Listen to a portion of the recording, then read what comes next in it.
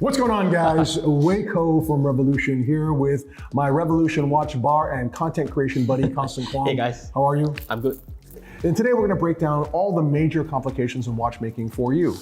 Okay, we're not going to go into every single minutia. So for example, the date on his wrist is not going to be covered. At some later point, we'll cover those smaller categories as well. But we need to get through this video in a timely manner. Nice. Right? So we're going to cover the most popular ones. Well, okay, I want to preface this because like sometimes there's a lot of misinformation out there, right? Like, you know, I remember once going to Basel World and I was sitting in a booth of one of the watch brands and listening to a guy describe a tourbillon to a journalist, right? Okay. And he was like, you see, the watch is inside of a cage which spins so fast that it escapes the bonds of gravity. And I'm like, bro, you are an idiot. Right? Superpower watch. Exactly. So we're going to tell you, for the best of our knowledge, what these actual complications are. Okay? Yeah, okay, sure. Yeah. Very exciting. There's a lot of watches on the table. Indeed. So where should we start with? Okay, we're going to start with a category of time only. Constant, why do you like a time only watch and which one did you choose? So time only, basically I chose this vintage reversal from Jaeger LeCoultre, JLC. It is very elegant. I think why people like time only is because it's very clean.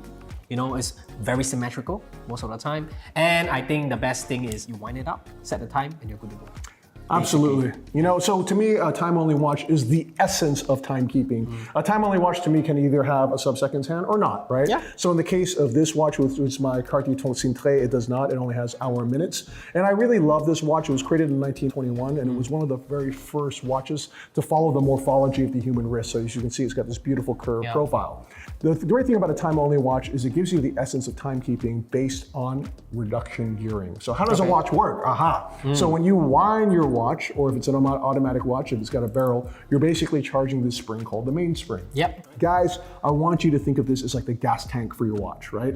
And then from there, we're gonna go through a couple of gear wheels. In the most basic terms, the next wheel on that will be the second wheel or center wheel.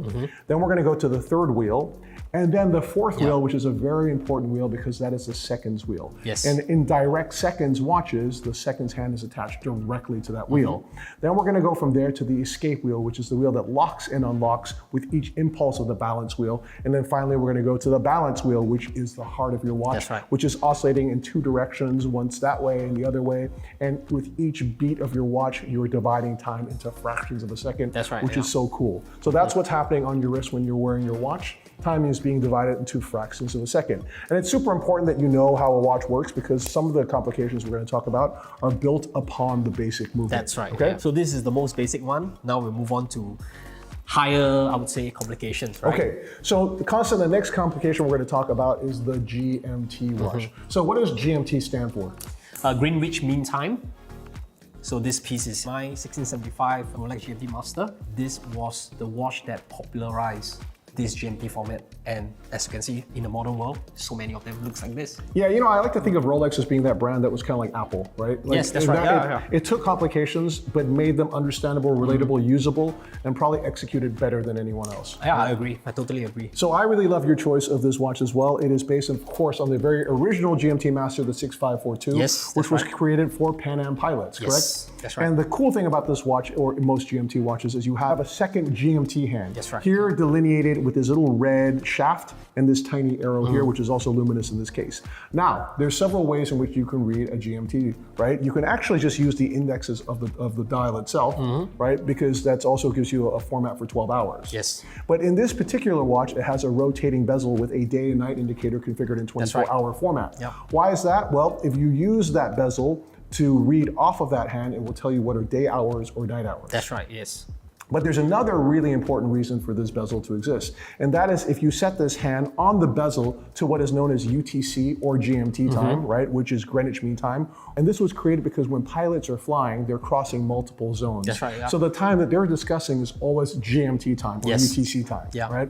If you want to know what the time is in New York, you check UTC -8. That's right, right? yes. And so you would just move, or you would count 8 steps back from that, and then you would know exactly what the time was, or you could just rotate your bezel 8 times back, 8 times back, or 8 hours back, and you would know exactly what your time is. And then if you want to check the time in Singapore, if you want to read Singapore time, which is UTC +8, just push it 8 steps in front. So the bezel is a bi-directional bezel, so you can just switch to any time zone you want as long as you know the UTC time. Right, and that's actually a very good point, that a good GMT watch should always have a bi-directional bezel. That's so right. you can rapidly Yes, shift yes. between different time zones. Now, of course, this is not the only way to tell a second time zone. There are many other watches Yes. that also tell us a second time zone in kind of a fun way, you know, but this is one of our favorites. Yes, well, of course. actually, this is probably the pioneer and still the reference. The staple of what a GMT watch should look like. Absolutely. basically. Yeah. So Constant, let's take it from there. Where are we gonna go? I think the chronograph is definitely the staple complications that we have in the modern world. It's my And favorite also. Of course, we'll showcase Wei's personal Daytona. This, as Constant says, is my personal Daytona, but let's talk about what a chronograph is. A chronograph is, very simply speaking, a stopwatch for the wrist. Yes. And how does it work? Well, as I mentioned to you, you already know how a movement works, right? So you have the underlying gear train of a movement. Then fitted on top of that is an additional chronograph train, which takes the energy of the seconds wheel and transfers it to the central chronograph wheel. So there's a little clutch mechanism that causes the chronograph wheel and a drive wheel being driven by the seconds wheel to engage or switch off. That means a transmission wheel is now driving the central chronograph wheel. And when I press the off function of that, it disengages. Yep. And then when I press the reset pusher, basically a little hammer is coming down and resetting a heart cam attached to the chronograph wheel to cause that hand to jump back to 0. But Constant, tell us about what these other dials on the chronograph are for. Most of the chronograph wristwatches have they sacrifice the center main seconds hand, which was mostly on the other watches that doesn't have a chronograph. So the middle long second hand now transition into a chronograph hand. So that is actually your chronograph. Basically is your stopwatch hand.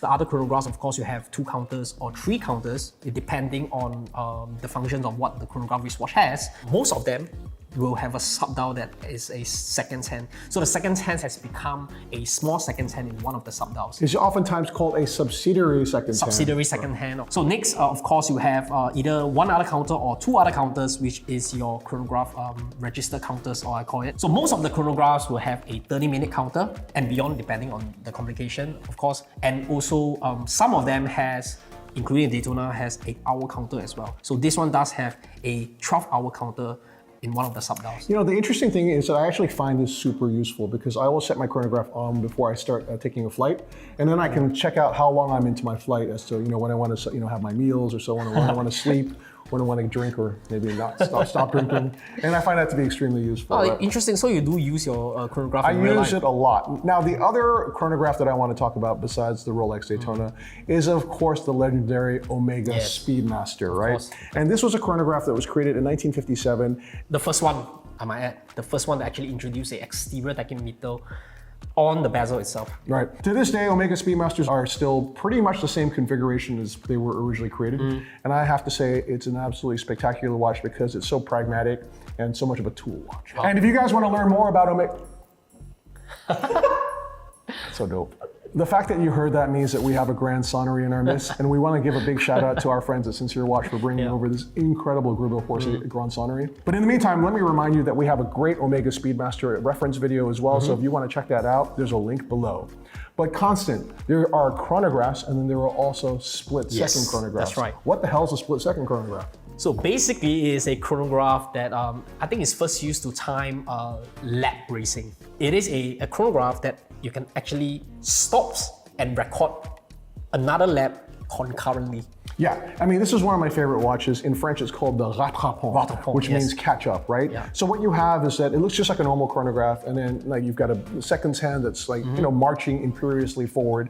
And then when you hit the split second function, something remarkable happens. The 2 seconds hand split. So one of them stops, and then that allows you the opportunity to read your interval timing or your lap time. And the other one continues, right? That's right. When you press the split second button a second time, the hand that is stopped will jump to catch up That's right, with the still continuously moving chronograph seconds hand, insane, which I absolutely love. We're going to show you our Frank Mueller double-sided chronograph, which has that split-second function to illustrate that point. So how would you read a lap time on that? So you're going to start the chronograph like this, and as you can see, the seconds hand is moving forward. Very exciting. So if you can imagine a runner running around a track or a car racing around a track, this is the timing that we use to record the car movement.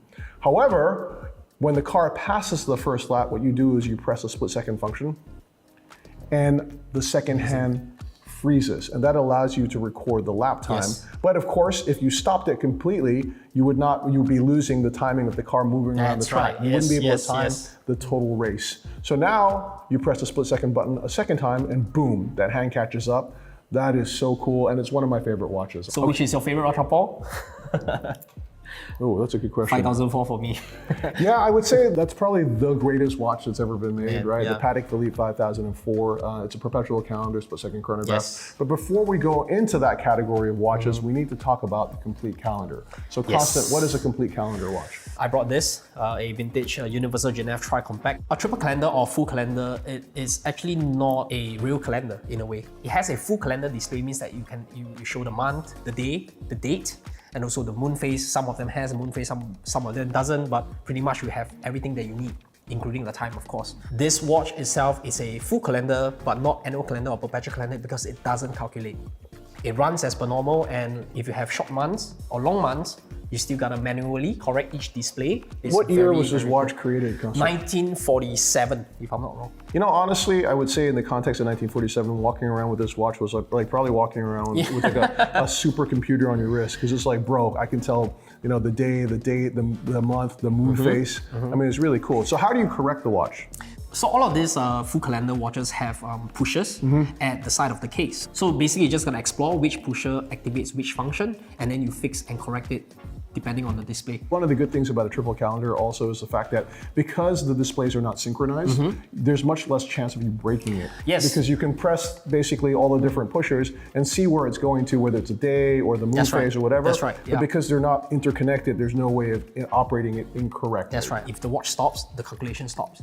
For me, I think that having adjustable and not to worry about calculating, I think it's just a great complication for my day-to-day life. Okay, but that's not just a triple calendar, it's a triple calendar chronograph yes, as well. that's right. So you've got a chronograph function, and on top of that, you've got the display of all the indications That's for the right, calendar. that's right. And I have to say, considering how much is inside of this watch, the profile of it is remarkably thin. Very thin, and I mean, including the high dome plexiglass. So honestly, the watch can be thinner, but of course, because of the chronograph, it sits much higher than regular triple date.